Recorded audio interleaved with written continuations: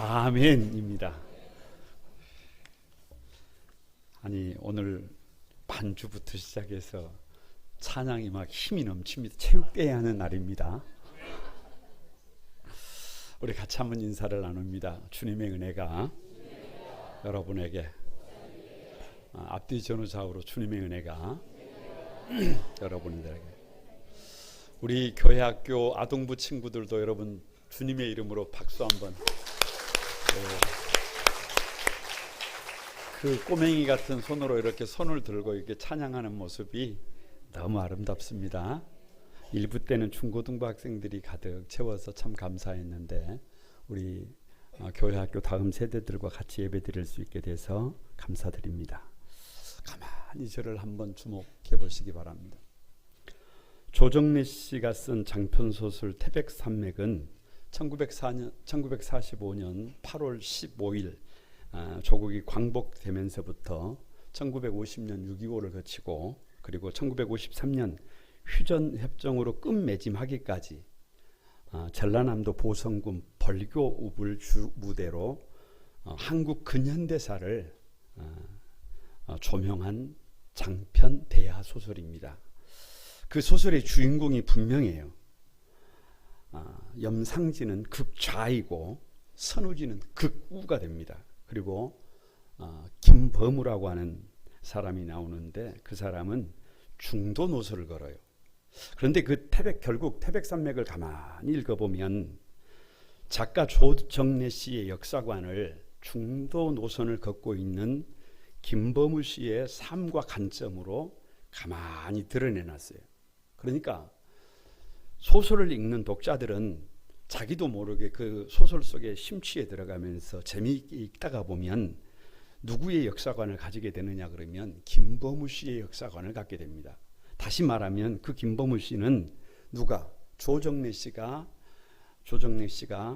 다시 말하면 이 사회가 너무 극좌로 그리고 너무 극우로 나누어진 것을 가슴 아파하면서 어떻게 하면 우리 사회를 바르게 걸어가게 할 수 있을까를 고민하면서 쓴 소설입니다.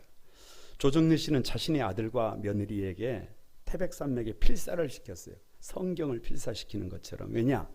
왜 아들만 아니라 며느리에게까지 태백산맥을 필사시켰느냐? 아니, 태어나지도 않는 손자 손녀들에게까지도 필사를 시키겠대요. 왜냐? 바른 역사관이 바른 삶을 살게 한다는 거예요. 더 이상 이 민족이 극우로 나눠져서 극좌로 나눠져서 서로를 아프게 하는 그런 아픈 역사를 되풀이하지 않게 되는 것을 소원했던 것입니다. 고린도전서 강의 오늘 15번째인데요. 다 같이 한번 사귐의 중요성. 사귐의 중요성입니다. 여러분 이런 말이 있어요. 친구 따라 강남 간다. 혼자는 저 다리를 건너서 저 강남까지 가기가 어려워요.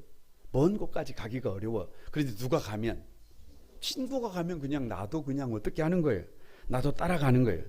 그러니까 어떤 책을 읽느냐, 어떤 사람을 만나느냐, 어떤 사람과 교제를 하느냐, 어떤 믿음을 갖고 사느냐는 그 사람의 미래를 바꿉니다. 그 가정의 가문의 미래를 바꾸고 교회의 미래를 바꾸고 역사를 바꿉니다. 특별히 고린도전서 5장은 음행을 누룩에 비유했어요. 그러니까 무슨 말이냐? 한 사람이 잘못 가면 곁에 있는 사람도 다 잘못 갈 가능성이 많다는 거예요. 한 사람이 바르게 가면 누구도 다 같이, 온 주변에 있는 사람들이 다 같이 바르게 간다는 거예요. 그래서 사귐의 중요성임을 믿습니다. 오늘 우리가 읽은 9절에서 13절은 먼저 세상 사람들과의 사귐에 대해서 얘기하고 있습니다. 세상 사람들과의 사귐에 대해서 이야기하기 전에 고린도전서 5장 1절에서 8절은 지난 주간에 음행의 심각성이에요. 음행을 넘지 못하면 인생도 공동체도 국가도 패망합니다. 이유 없어요. 저 로마의 패망사를 다루면서 많은 학자들이 로마가 망한 것은 힘이 없어서 망한 것이 아니라, 여러분 능력이 없어서 망하는 것이 아니라, 가난해서 망한 것이 아니라 성적 부패 때문에 망했다. 그래서 후기 학자들이, 예술가들이 그 많은 동상을 만들 때 많은 동상에 남자의 성기를 거세해 놨어요. 왜요? 이게 잘못됐다는 거예요. 여러분, 마찬가지입니다. 아무리 유능한 리더십이라도 음행에 빠지면 답이 있다 없다? 없다. 수치와 멸시를 당하게 된다. 다 같이 한번 손을 한번 올려봅니다. 그리고 한번 세어봅니다. 음행은 나를 죽이고 상대방을 죽이고 가족을 죽이고 공동체를 죽이는 짓이다. 그래서 음행의 심각성을 알아야 해요. 이걸 분명히 알아야 합니다. 참 이런 말씀을 드리기는 대단히 송구스럽지만 한번 듣고 넘어가시기 바랍니다. 2024년 기준 초등학생에서부터 중학생 15세 미만의 임신이 우리나라에서 연간 400건 정도 됩니다. 여러분, 남의 일이 아닙니다. 말 그대로 심각한 수준입니다. 그냥 한 어린 생명의 삶을 송두리째 바꿔버려요. 몸도 마음도 문제를 만들어 버립니다. 그런 아이들은 출산을 한다고 해도 죄송하지만 부모가 될 수가 없어요. 왜? 법적으로 그 부모의 등재를 시켜주지 않습니다. 이 모든 것이 문제가 됩니다. 연세대 의대에서 에이즈 감염자 1474명을 대상으로 감염 경로를 체크를 했더니 18살에서 19세 사이에 10대 청소년의 경우 93%가 동성간 성접촉입니다. 국내 에이즈 감염자의 93%가 남성이에요. 심각합니다. 한 번의 잘못된 호기심이 모든 인생을 송두리째 삼켜버려요. 그러니까 무슨 말이냐, 우리 사회가 음행에 지불하는 값이 너무 커요. 너무 커. 그냥 조금만 주의하면 되는데 그 값이 너무 커요. 너무 희생이 커. 누구도 예외가 없습니다. 돌아서는 것밖에는, 자신을 구별하는 것밖에는 방법이 있다 없다? 없다. 어떤 이유도 어떤 핑계도 여러분 용납이 된다 안 된다? 안 된다.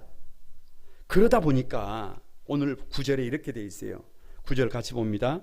내가 너희에게 쓴 편지에 음행하는 자들을 사귀지 말라 하였거니와. 거두절미하고 음행하는 자는 세상 사람들이에요. 여기서 말하는 9절은 세상 사람들이에요. 예수님 밖에 있는 사람들이에요. 세상의 가치관을 갖고 살아가는 사람들이에요. 그러니까 사도 바울이 전에 쓴 편지에서 그게 1절에서 8절까지가 될 수도 있고 그 전에 보내졌던 서신일 수도 있는데, 문제는 이런 사람은 사귀어라 사귀지 말아라, 사귀지 말라 했다는 거예요. 왜요? 좀 당연하죠. 이건 너무 당연한 일이에요. 음행하잖아요. 문제가 있잖아요. 어떻게 친하게 지낼 수 있겠어요? 그래서 고린도 교회 성도들 중에서 그런 사람들과의 관계를 끊어버렸어요. 왜요? 부득이 사람도 많은데 그런 사람들과 교제를 할 필요가 있다 없다? 없다. 그런 사람들과 친하게 지내다가 보면 문제가 된다 안 된다? 된다. 친구 따라 강남 간대잖아요. 유유상종이라 그러잖아요. 우리말로 다 같이 한번 끼리끼리. 그러니까 자기가 어떤 사람인지를 보려면, 내가 친하게 지내는 사람이 어떤 사람인지를 보면 자기를 볼 수 있어요. 그래서 많은 사람들이 그런 사람들과의 관계를 끊어버렸어요. 그렇게 살아가는 사람들을 사람 취급하지 않았어요. 아니, 교회 안에는 그런저런 문제가 많으니까 세상과 연을 끊어버리고 수도원으로 들어가 버린 사람들이 많다 적다? 많다. 문제는 거기에 대해서 오늘 9절 하반절에 사귀지 말라 하였거니와 이게 무슨 말이에요? 그러면 안 된다 그 말이에요. 그러면 안 된다는 말이에요. 여러분 10절 말씀 같이 한번 읽어봅니다. 10절 다 같이 시작. 이 말은 이 세상에 음행하는 자들이나 탐하는 자들이나 속여 빼앗는 자들이나 우상 숭배자들을 도무지 사귀지 말라 하는 것이 아니니 만일 그래야 하거든 너희가 세상 밖으로 나가야 할 것이라. 지구를 떠나거라 이런 말이에요. 여러분 백문일답입니다. 백문일답이라는 말은 100가지를 물어봐도 정답은 하나다 그 말이에요. 정답을 목사님이 먼저 가르쳐 드립니다. 정답은 아닙니다. 우리 아동부 친구들 뭐라고요? 아닙니다. 이 세상에 음행하는 자들과는 다 관계를 끊어야 합니까? 이 세상에 탐하는 자들과는 다 관계를 청산해야 합니까? 속여 빼앗는 사람들은 다 사람 취급하지 말아야 합니까? 우상 숭배자들은 다 상종하지 말아야 합니까? 그런 거 아니에요. 왜냐? 이런 사람들은 문제가 많아요. 이런 사람들은 도무지 상종할 가치가 없으니까 누구 생각에는 이런 사람들과는 함께 할 필요가 있다 없다? 없다라고 하는 것이 누구 생각이에요? 내 생각이에요. 우리 생각이에요. 그런데 10절 하반절에 만일 그리하려면 너희가 어디로 나가라? 세상 밖으로 나가라. 지구를 떠나라. 어떻게 지구를 떠난대요? 무슨 말이냐? 문제 없는 사람만 찾으면, 아무리 흠없는 사람만 아무런 흠없는 사람만 찾으면, 여러분, 그런 사람이 있다 없다? 없다. 그러면 혼자 살아야 산으로 들어가야 돼요. 여러분, 그렇게 살 수 있다 없다? 없다. 교회사를 가만히 보면 그런 저런 이유로 수도원으로 들어가는 사람들이 많았어요. 왜냐? 이꼴저꼴 안 보고 싶은 거예요. 오직 누구만? 오직 주님만. 주님과만 교제를 하고 살고 싶어요. 그런데 대개는 실패합니다. 왜 실패하느냐? 수도원에 들어가 보니까 거기도 사람 사는 세상이에요. 거기도 똑같이 음행하는 사람이 있고, 거기도 똑같이 문제가 어느 정도 심하냐 심하지 않느냐의 문제지. 거기도 사람 사는 세상이에요. 똑같아요. 그럼 어떻게 해요? 거기서도 관계를 끊고 더 깊은 산으로 들어가야 합니까? 더 문제 있는 곳으로 문제 없는 곳으로 들어가야 됩니까? 여러분, 곤란하다는 것 말이에요. 그렇게 살아서는 안 된다는 말이에요. 북이스라엘의 악한 왕이었던 아합과 그 아내 이세벨이 하나님의 선지자들을 죽입니다. 그때 국내 대신 오바다가 선지자 100명을 50명씩 동굴에 숨겨놓고 떡과 물을 공급해서 그들을 살립니다. 아합 왕이 악한 왕이라고 그 밑에 예수 잘 믿는 사람들이 다 빠져버렸다면 그렇게 살릴 수가 있다 없다? 없다. 그 가운데에서도 하나님이 그들을 거기에 남겨두신 이유가 있다 없다? 있다. 악한 아합 곁에도 누가 있어야 해요? 오바다 같은 믿음의 사람들이 있어야 여러분 사람들을 살릴 수 있습니다. 그렇게 문제 있는 믿지 않는 사람들 곁에도 누가 있어야? 성도들이 있어야. 그래서 일찍이 칼빈이 다 같이 한번 따라해 봅니다. 분리가 아니라 구별이다. 그러니까 세상 사람들과의 관계를 딱 정리해서 예수 믿는 사람들이 세상과 분리가 되면 된다 안 된다? 안 된다. 그러나 뭐는 돼야 한다? 구별은 돼야 한다. 믿는 사람과 믿지 않는 사람이 구별은 돼야 한다. 믿는 학생들과 믿지 않는 학생들은 구별이 되어야 한다. 우리 그리스도인들을 하나님께서 우리를 부르신 이유 여러분 꼭 한번 생각해 봐야 되는데요. 이 우리를 불러서 저 세상 사람들을 어떻게 만나게 하셨을까? 어떻게 사귀게 하셨을까? 일찍이 종교개혁자들이 이렇게 표현을 합니다. 그리스도인과 세상과의 관계는 다 같이 바다와 배의 관계다. 그러니까 이런 거예요. 그리스도인은 뭐다? 배다. 그리스도인은 배다. 바다는 누구다? 세상이다. 그러니까 여러분 배를 만든 이유가 뭐예요? 바다에 나가기 위해서예요. 그러니까 우리가 하나님께서 우리를 부르신 이유가 뭐예요? 저 바다로 나가라는 거예요. 저 세상으로 나가라는 거예요. 저 바다에 광대한 의족 자원이 있습니다. 앞으로의 세상은 누가 바다를 점령하느냐예요. 누가 바다를 차지하느냐예요. 저 세상에는 여러분 수많은 영혼들이 있습니다. 문제는 그 바다에 나가면 뒤흔드는 폭풍우가 있다는 거예요. 암초가 있다는 거예요. 그래서 여러분 바다로 나갈 때는 배를 어떻게 만들어야 돼요? 견고하게 만들어야 해요. 배를 어떻게 만들어야 해요? 여러분 중심을 잃지 않도록 만들어야 해요. 어떤 상황이 돼도 물이 저 바다가 어디 안에 들어오지 못하도록, 배 안에 들어오지 못하도록, 중심을 잃지 않도록 그렇게 설계를 해서 만들어야 해요. 그래야 그 배를 타고 어디로 나갑니다? 저 바다로 나갑니다. 그런데 배를 타고 바다에 나갔는데 뭐가 들어와 버려요? 물이 들어와 버려요. 밴지 바다인지 구별이 안 돼. 그걸 좌초라 그래요. 다시 말하면 예수 믿는 사람들이 예수 믿지 않는 사람들과 똑같아지면 그건 뭐예요? 좌초예요. 아무것도 아니에요. 그래서 여러분 믿는 사람들은 세상 사람들과 반드시 다시 한번 분리가 아니라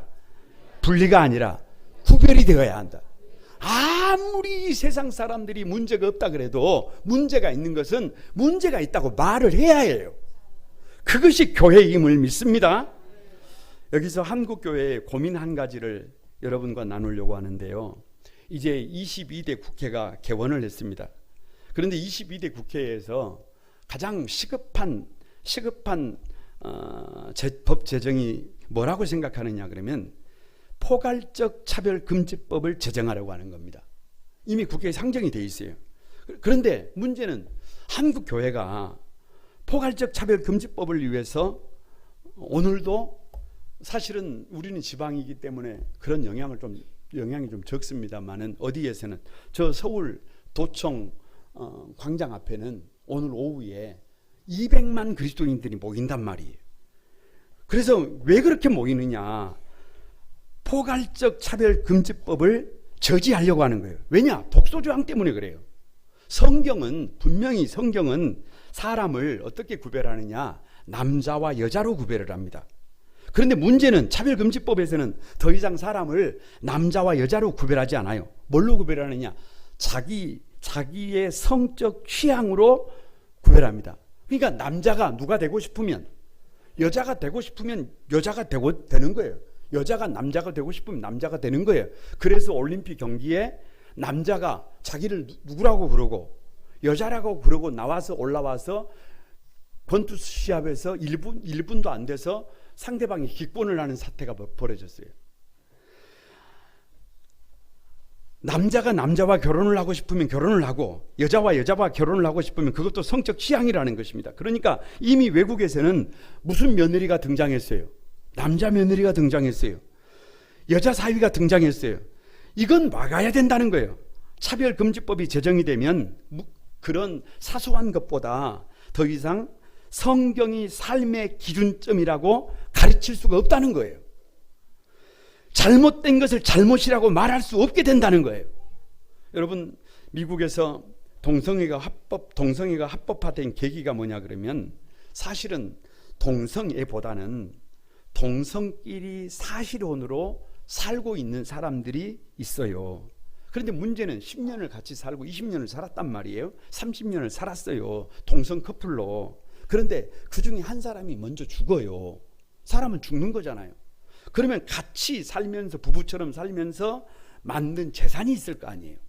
그러면 문제는 동성 커플로 호적이 올라가지를 못했는데 죽고 나면 그 재산은 누구 거예요? 그래서 전혀 상관이 없는 부모님이나 형제간들이 그걸 가지고 가니까 그런 문제들 때문에 소수의 인권을 위해서 동성애를 교회가 받아준 거예요.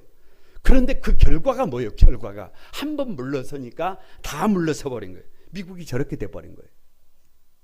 지금 우리나라도 성소수자들의 인권을 보호해야 한다고 생각합니다. 그런데 문제는 대법원에서 이제 동성 배우자를 사실상 부부와 동일한 지위에서 이번에 건강보험 혜택을 받도록 그렇게 했어요.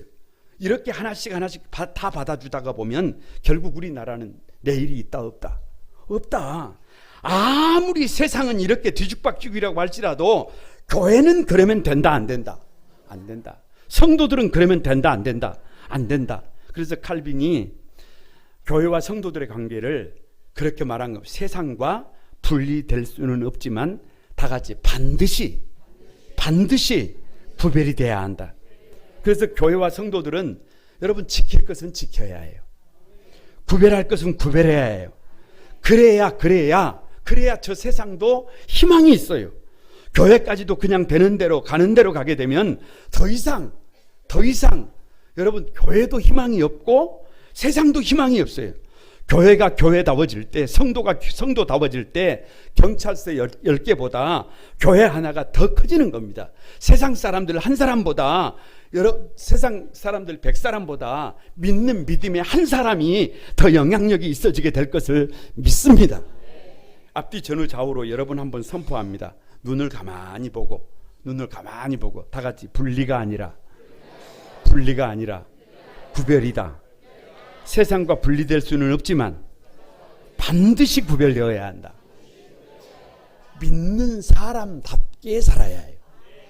성도답게 살아야 해요. 그것이 누구를 나도 살고 세상을 살릴 수 있는 기름을 믿습니다. 두 번째는 믿는 성도들과의 사귐이에요. 첫 번째가 세상 사람들과의 사귐이라고 한다면 두 번째는 믿는 성도들과의 사귐입니다. 다 같이 한번 성도들과의 사귐은 더 철저해야 한다. 11절 한번 봅니다. 11절 시작. 이제 내가 너희에게 쓴 것은 만일 어떤 형제라 일컫는 자가 음행하거나 탐욕을 부리거나 우상숭배를 하거나 모욕하거나 술 취하거나 속에 빼앗거든 사귀지도 말고 그런 자와는 함께 먹지도 말라 함이니라. 자 보세요. 이제 너희에게 쓴 것은 만일 어떤 형제라 일컫는 자가, 여기 형제라 일컫는 자라는 말은 믿는 사람이에요, 믿지 않는 사람이에요? 믿는 사람이에요. 교회 안에 성도들이에요. 주 안에 있는 사람들이에요. 하나님의 백성들이에요.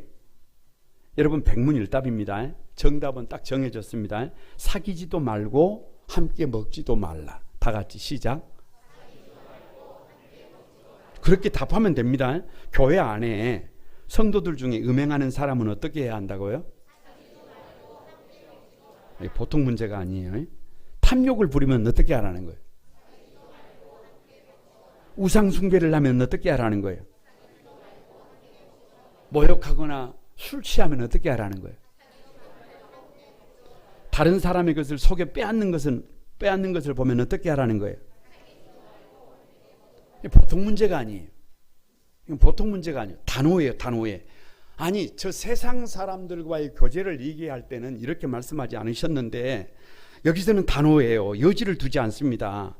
세상 사람들과의 교제에서는 음란한 사람도, 탐욕을 부리는 사람도, 우상 숭배하는 사람도 그 곁에 믿음의 사람이 있으면 희망이 있다고 말씀했는데, 교회 안에서는 그런 사람이 있으면 그 사람과는 함께 먹지도 말고 사귀지도 말고 그 사람과는 대화를 나누지도 말래요. 왜 이렇게 단호한 거예요? 여러분 한번 가만히 생각을 해보세요. 가만히 생각을 해보세요. 예를 들어봅니다. 우리 교회에 이제 새 가족이 처음으로 교회를 나왔어요. 처음으로 교회를 나왔는데 저에게 이렇게 말하는 거예요. 자기 방법대로. 목사님, 제가 좋은 데 가서 술 한잔 멋지게 대접하겠습니다. 그럼 제가 할렐루야 뭐 이렇게 합니까? 그럼 곤란하잖아요, 여러분. 그럴 때는 정중하게 무색하지 않게, 아이고 마음은 감사하지만 제가 목사입니다. 목사는 그렇게 술 마시고 그러는 사람이 아닙니다. 성도들은 자기 몸을 하나님의 성전으로 여기를 술집으로 만들 수 없어요. 그렇게 어색하지 않게 그렇게 하면 돼요. 그렇게 하면 된다, 안 된다? 그렇게 하면 된다. 그런데 반대라고 생각해 보세요. 제가 목사예요. 제가 목사. 근데 우리 항존직들이, 진장님들이 새 가족이 딱 들어왔는데 새 가족을 보고, 아유 잘 오셨습니다. 제가 좋은 데 가서 소주 한 잔 사겠습니다. 이렇게 되면 어떻게 되는 거예요? 이렇게 되면 안 돼. 이렇게 되면 거기에 단호하라 그러면 단호해. 그러면 된다, 안 된다? 그러니까 교회에서 제일 무서운 사람이 누구여야 해요? 목사님입니까? 새 가족이라니까. 가정에서 제일 무서운 사람이 누구예요? 아버지입니까? 누가 그래요? 자녀들의 눈이 무서운 거예요. 자녀들의 눈이 무서운 것. 오늘 본문에는 사실은 다른 걸 말하고 있는 게 아니라 지금 오늘 본문 이 고린도전서 5장은 뭐에 관한 얘기냐? 음행에 관한 얘기. 음행에 관한 얘기. 그러니까 여러분 다시 말하면 믿음으로 산다는 사람들이 교회 안에서 살짝 다가와서 손을 내미는 거예요. 여러분 다시 말하면 잘못된 관계를 요구하는 거예요. 그러면 어떻게 하라는 거예요? 단호해야 된다니까요. 단호해야 해요. 여러분 단호하지 못하니까 문제가 생기는 거예요. 다 같이 한번 따라해 봅니다. 혹시라도 그런 경우가 있으면 이렇게 하시면 됩니다. 그냥 한번 감사합니다. 저랑 같이 목사님께 갑시다. 뭐 목소리를 높일 필요도 없어요. 그렇게 하면 해결됩니다. 그런데 자꾸 미적미적하니까 그것이 반복되는 겁니다. 그래서 여러분 오늘 본문에서는 그런 문제에 대해서 뭐를 두지 말라는 거예요. 여지를 두지 말라. 다 놓아라 그 말이에요. 하나님이 저와 여러분을 믿음의 사람으로 부르신 이유가 도대체 뭘까요? 별거 없어요. 거룩한 나라, 거룩한 백성이에요. 다 같이 거룩한 나라, 거룩한 백성. 예를 하나 들어보십시다. 작금의 우리 한국 사회를 평할 때 신문을 보세요. 다음 세대가 기근이 들었다 이렇게 표현을 해요. 그냥 간단합니다. 기근이 뭐예요? 농사를 지었는데 열매가 없어요. 그러니까 다시 말하면 그렇게 결혼을 하는 것 같고 사람들이 많은 것 같은데 언제부터인지 배 나온 사람이 없어요. 언제부터인지 다음 세대가 없어요. 다음 세대가 없어요. 다음 세대가 중요하다라고 하는데 아니 교회마다 교회 학교 없는 교회가 반이 넘어가 버린다니까요. 아니 언제부터인지 여러분 저 세상에도 다음 세대가 없고 교회 안에도 다음 세대가 없어요. 다음 세대가 없으면 어떻게 되는 거예요? 뭐 별거 없어요. 다음 세대가 없으면 그냥 문 닫는 거예요. 학교도 문 닫고 공장도 문 닫고 교회도 문 닫고 다시 말하면 이 지구촌에서 가장 먼저 없어지는 나라가 지금 이대로 가면 어디가 되는 거예요? 대한민국이 되는 거예요. 대한민국이 되는 거예요. 여러분 왜 이렇게 되는 거예요? 별거 없어요. 저출산 때문에 그래요. 저출산이 뭐예요? 아이를 낳지 않는 거잖아요. 통계를 보니까 아이를 낳지 않는 이유가 경제적 불안정이랍니다. 두 번째가 양육비가 너무 많이 든대요. 많이 들지요. 세 번째가 아이 없는 생활이 편하대요. 그 당연한 거 아니에요? 아이가 없을 때는 누가 공주예요? 누가 공주? 내가 공주예요. 그런데 아기가 딱 태어나자마자 앞에 십자가 들어가요. 이게 곤란해요. 이거 곤란해. 네 번째가 아이 키울 주거 환경이 마련되지 않아서랍니다. 그래서 한국의 지금 출산율이 0.6%까지 떨어졌어요. OECD 꼴찌. 보통 심각한 게 아닙니다. 무슨 말이냐? 더 이상 힘들게 살고 싶지 않다는 거예요. 조금 쉽게 편하게 살고 싶다는 거예요. 하나님의 말씀이 중요한 것이 아니라 누구 생각이 중요하다는 거예요. 누구 삶이 중요하다는 거예요. 그래서 어느 순간에 다음 세대가 기근이 왔어요. 초, 중, 고등학교에만 학생들이 없는 것이 아니고요. 지금 신학교에도 학생들이 없고요. 목회자 될 사람이 없어요. 이건 위기예요. 총체적인 위기. 그러면 이 시대의 진짜 거룩이 뭘까요? 이런 시대의 거룩이 뭘까요? 다른 것이 거룩이 아니라 건강한 결혼이 거룩입니다. 여러분 우리 가운데 막 누가 결혼하잖아요. 그럼 다 같이 막 박수 쳐야 돼요. 할렐루야. 너무 치지 말고 여기서 치자는 말이 아니고 막 박수 쳐야 해요. 여러분 누가 배가 불러와요. 그럼 어떻게 해요? 막 할렐루야 막 주께 영광을 돌려야 해요. 왜냐? 출산은 현실적으로요 여러분 힘든 일이에요. 버거운 일이에요.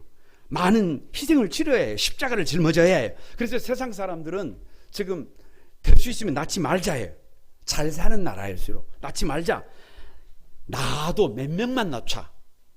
한 명만 낳자. 이러고 있잖아요. 이럴 때 믿음의 사람들은 달라야 해. 뭔가 달라야 해. 다 같이 출산은 하나님의 명령이다.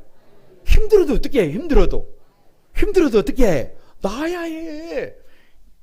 여러분 저 청교도 중에 한 분이 그 13명을 낳았어요. 13명을 한 사람이 1번부터 13번까지를 세워놓고 사진을 찍었는데 놀렐루야. 세상에서 부러운 것이 그것보다 더 부러운 것이 없어요. 시간이 지나니까 얼마나 아름다운지 몰라요. 그래서 다음 세대가 풍년이 들도록 누가 움직여야 해요. 아무도 말을 안 하잖아요. 우리가 움직여야 해. 이것이 거룩이에요. 이것이 진정한 거룩이에요. 거룩이 말이 아니라 삶이에요. 저는 나이가 20살에 골수염을 알았어요. 여러분이 가만히 보시면 자세가 바르지를 못합니다. 그래서 하나님께서 기적 같은 방법으로 치료를 해주셔서 이나마 지금 이래요. 얼마나 감사했는지 몰라요. 그래서 누가 강요한 것도 아닌데 누가 시킨 것도 아닌데 스스로 100일 특별 새벽 기도를 작정을 했어요. 그리고 나서 지금까지 그것이 계속되고 있어요. 누가 시킨 게 아닙니다. 그냥 하나님 앞에 은혜를 갖고 싶었어요. 보답하고 싶었어요. 그런데도 불구하고 가만히 이렇게 기도를 새벽에 하나님 앞에 엎드려 기도를 하다가 보면 제 신세가 너무 처량했어요. 너무 처량해. 왜냐 그러면 이제 저는 건강에 문제가 생겨버렸잖아요. 건강에 문제가 생겨버렸어요. 팔굽혀펴기를 못합니다. 예를 들면 못해요. 그럼 앞으로 그런 몸을 가지고 뭔 일을 어떻게 한단 말이에요. 아니 공부를 제대로 했습니까? 그때 고등학교를 막 졸업했던 때예요. 앞이 안 보여요. 우리 집안이 좀 부유합니까? 비빌 언덕이 없어요. 아무리 생각해도 인생에 답이 나온다 안 나온다. 인생에 답이 안 나오더라고요.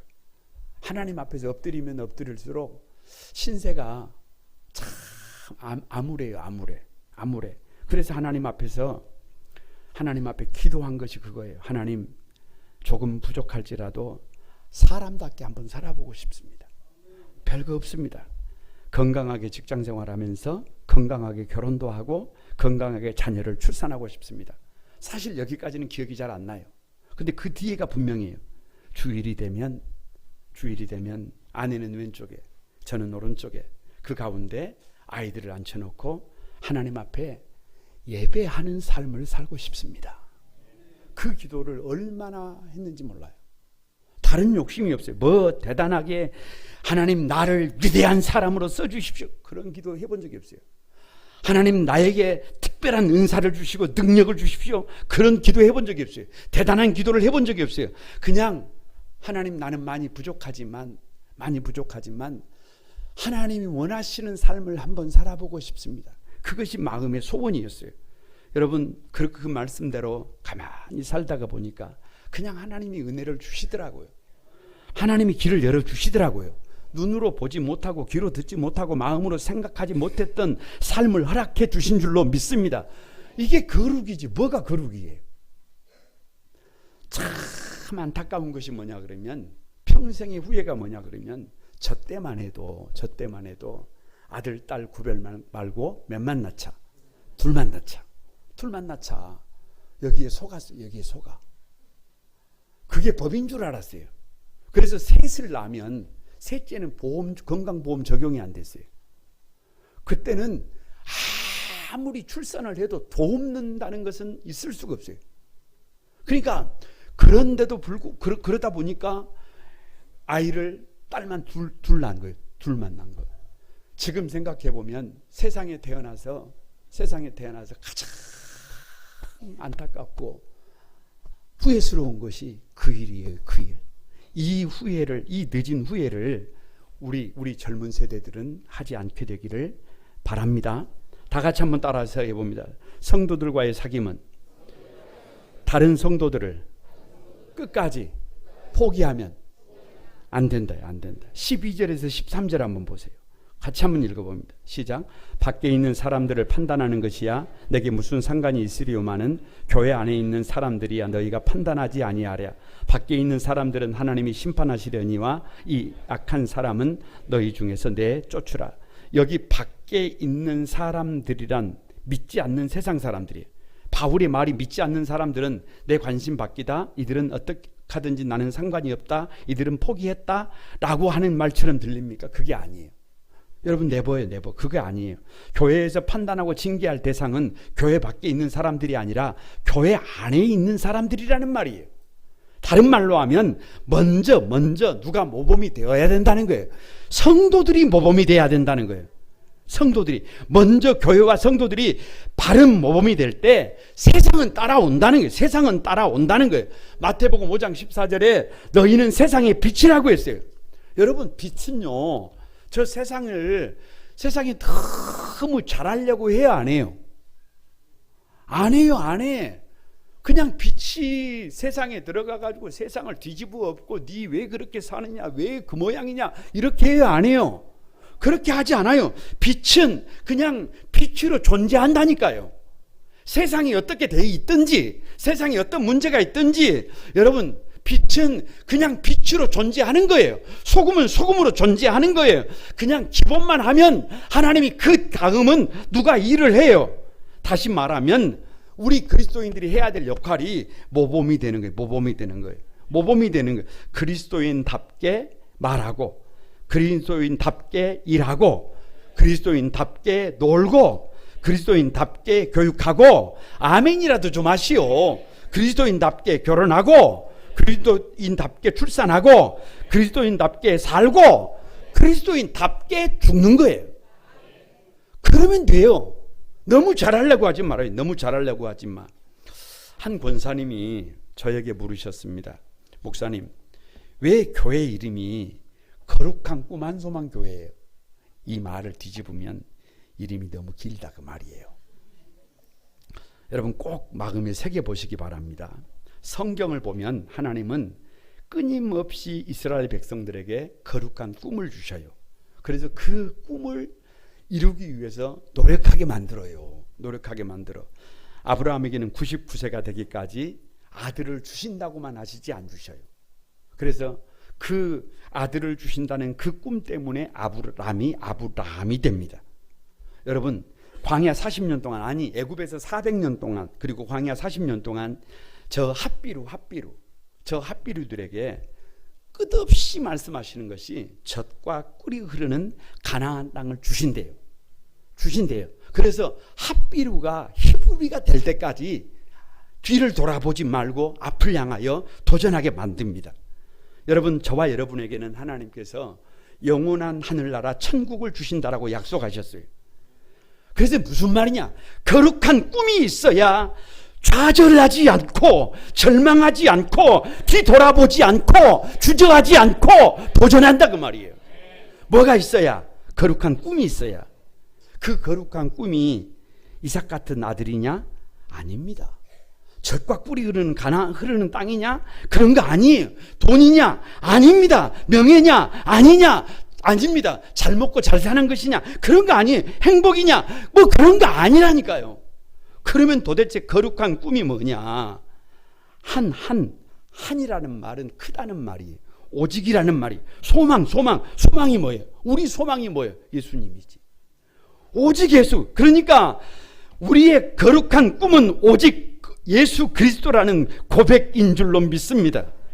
백문일답하고 오늘 말씀을 마치려고 합니다. 정답은 거룩한 꿈 한 소망이에요. 뭐라고요? 한번 해봅니다. 지금 우리 시대에 가장 필요한 것이 뭐예요?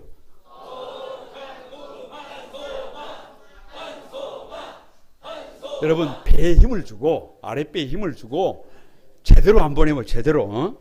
지금 이 세상을 살리고 구할 방법이 뭐예요?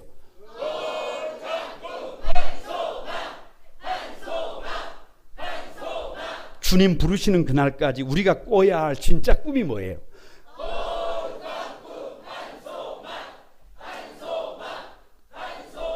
다시 말하면 우리가 살 길은 오직 예수 그리스도밖에 없다는 거예요. 세상이 사는 길도 믿음으로 사는 저와 여러분에게도 살 길은 오직 누구밖에 없다. 예수님밖에 없다. 아무리 세상이 뒤죽박죽이라도 교회는 그러면 안 돼요. 성도들은 그러면 안 돼요. 교회가 지킬 것을 지키고 성도들이 구별할 것은 구별해야 세상을 살릴 수 있어요. 나도 살 수 있어요. 사랑하는 사람을 살릴 수 있어요. 교회까지도 그냥 되는 대로, 그냥 가는 대로 그렇게 살면 어디에 희망이 있어요? 교회가 교회다워질 때 경찰서 10개보다 교회가 더 가치 있어집니다. 믿지 않는 사람 100명보다 믿는 사람 한 사람이 필요한 시대입니다. 바라기는 세대 통합 예배를 올려드리는 한소망의 모든 가족들이 저 세상 사람들과의 사귐은 분리가 아니라 구별이다. 반드시 내가 모범이 되어야 한다. 성도들과의 사귐은 더 철저하게 나를 구별하고 더 철저하게 마지막까지 한 사람까지 끌어안아서 선한 영향력을 끼치는 한소망의 모든 가족이 되기를 주님의 이름으로 축복합니다. 우리 찬양하면서 결단하도록 하겠습니다.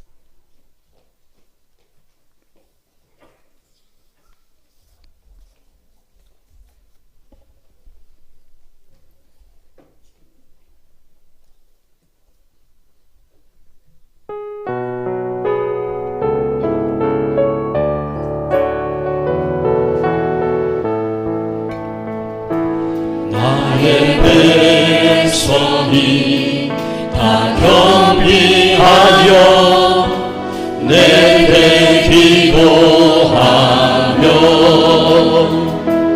나의 얼굴을 구하여서 그 악한 길 떠나며 하늘에서 듣고 죄를 사하며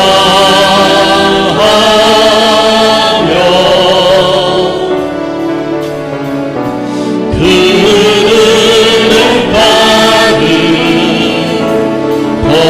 거치리라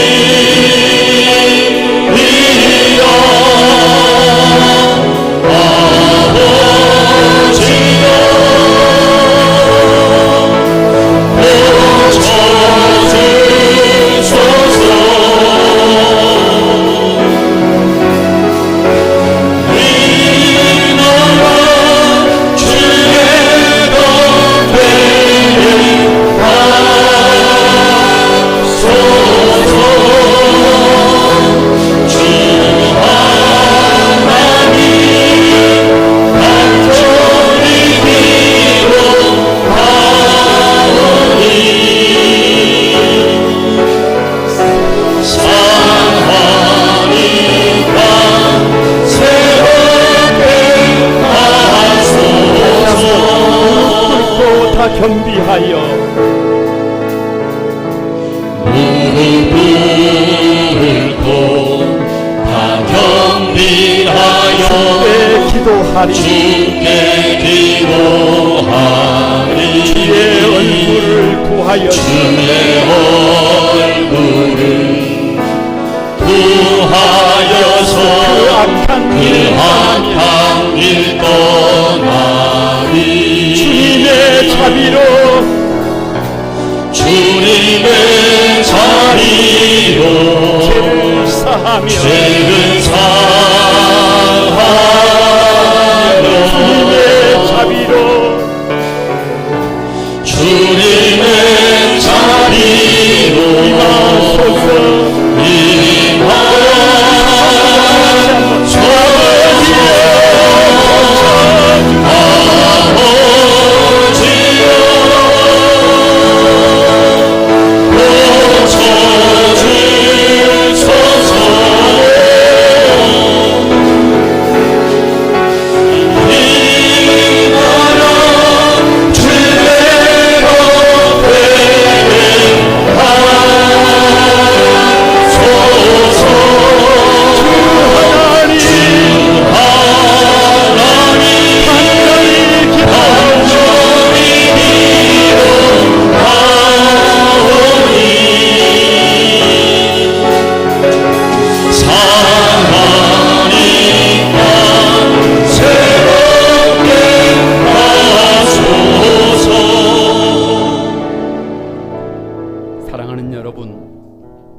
한번 기도하십시다. 아무리 문제가 많은 세상이라도 건강한 교회 하나가 딱 버티고 서 있으면 살아볼 만한 세상이 됩니다. 아무리 문제가 많아도 우리 곁에 믿음의 사람이 한 사람 딱 버티고 서 있으면 살아볼 만한 세상이 됩니다. 그런데 내가 구별이 되지 못했습니다. 내가 모범이 되지 못했습니다. 나 자신에게 더 엄격하지 못했습니다. 하나님, 이제는 돌아서고 싶습니다. 용서해 주시고 이제는 나부터 구별이 되는 삶으로, 모범이 되는 삶으로 나를 바꿔주소서. 나도 살고 가정도 살고 교회도 살고 이 시대를 살리고 싶습니다. 거룩한 나라, 거룩한 백성 만들고 싶습니다. 도와주소서. 다 같이 한번 주여 삼창하면서 함께 하나님 앞에 통성으로 기도합니다. 다 같이 기도합니다. 주여 하나님, 하나님, 문제 많은 세상, 건강한 교회 하나 서 있으면, 이 세상을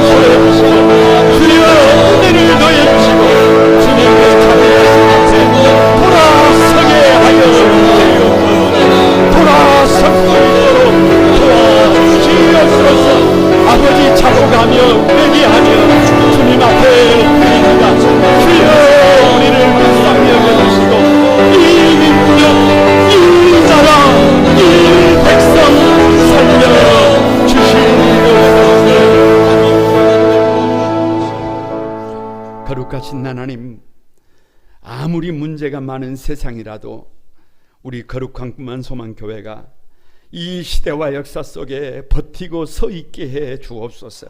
건강한 교회로 버티고 서 있게 해 주옵소서. 우리 성도들 한 사람 한 사람 너무나 중요합니다. 하나님 믿음 주셔서, 구별된 믿음 주시고 모범이 되는 믿음 주셔서 저들의 가정에서, 일터에서, 삶의 자리에서 견디고 서 있도록 도와 주옵소서. 그래서 성도들도 살고 가정도 살고 교회도 살고 이 민족, 거룩한 민족 되게 하여 주옵소서. 예수님의 이름으로 기도드리옵나이다. 아멘. 다 같이 일어나셔서 하나님 앞에 봉헌 올려 드립니다.